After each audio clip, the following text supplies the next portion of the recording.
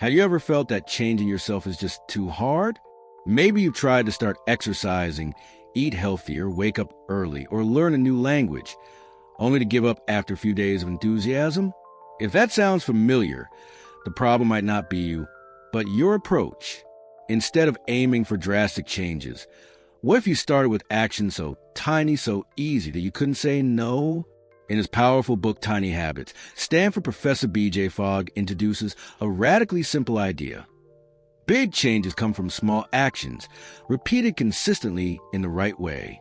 Based on years of research and practical testing, Fogg shows how anyone, regardless of motivation or willpower, can design habits that stick. Let's dive into the essence of this book through a brief walkthrough of each chapter and the key insights it offers. The journey begins in Chapter 1, where Fogg explains why most efforts to change fail. The common belief is that transformation requires strong motivation and iron will. But in reality, both are unreliable. Motivation fluctuates and willpower runs out. A more sustainable approach is to build habits that are so small they're easy to do, even when you're tired or unmotivated. In Chapter 2, the author introduces the Tiny Habits method. The key is to anchor new habits to existing routines. For instance, if you want to start doing push-ups, don't rely on memory or alarms. Just link the new habit to brushing your teeth. After brushing, drop down and do one push-up. When habits are tied to a specific, reliable anchor, your brain starts to connect them naturally. Chapter 3 highlights a crucial principle. You don't need to start big. Start tiny. If you want to develop a reading habit, don't commit to 30 pages a day. Instead, commit to reading one sentence. The goal isn't perfection or quantity, it's repetition. Small actions practiced consistently are more powerful than large actions done occasionally. In Chapter 4, Fogg emphasizes the role of positive emotions in habit formation. When you immediately celebrate a small win, whether by smiling, saying, "I did it," or giving yourself a fist pump, you train your brain to associate the habit with a good feeling. This emotional reinforcement helps lock in behavior and makes you more likely to repeat it. Chapter 5 explores how to design your environment to support your habits. Want to eat healthier? Put fruits and veggies in plain sight and hide junk food. Want to exercise? Leave your sneakers by the door. Fogg insists your environment drives your behavior. Instead of depending on willpower, set up your surroundings so the easy choice is the one you want to make. In Chapter 6, the book helps you identify the right habits based on different life areas: health, relationships, productivity, emotional well-being, and more.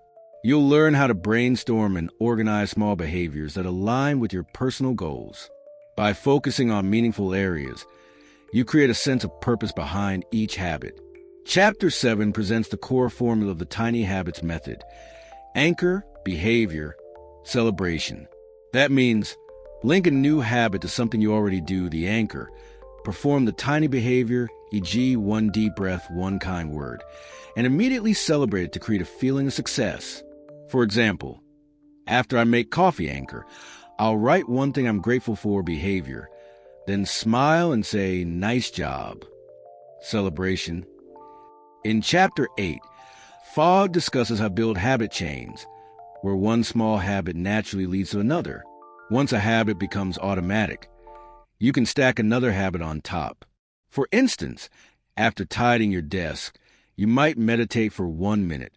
Then, after meditating, you might write your top 3 priorities. These tiny linked actions create powerful morning or evening routines. Chapter 9 adds a layer of depth by encouraging readers to use habits as a way to shape identity. Tiny actions reflect the kind of person you are becoming. If you want to become a grateful person, start by writing a thank you note once a week. Over time, the behavior changes your self-image. You're no longer trying to be someone. You're becoming that person step by step. Finally, Chapter 10 addresses how to overcome setbacks and maintain habits long-term. When life gets messy or motivation dips, go back to the tiniest version of the habit, even if it's just thinking about it. Forgive yourself for missing a day, and remember, Consistency, not intensity, is what leads to transformation. The beauty of tiny habits is that they're too small to fail, so you always have something to return to. Tiny habits doesn't ask you to become a superhero overnight. It doesn't demand massive sacrifices or strict discipline.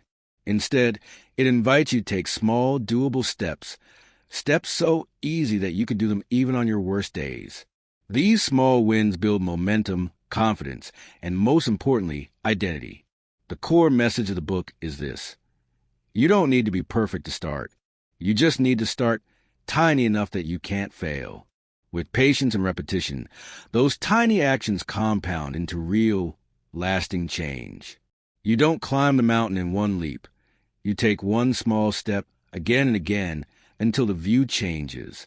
If you found this summary helpful, please consider liking this video, sharing it with your friends, and subscribing to the channel for more inspiring book summaries. Let's spread the power of positive change, one tiny habit at a time.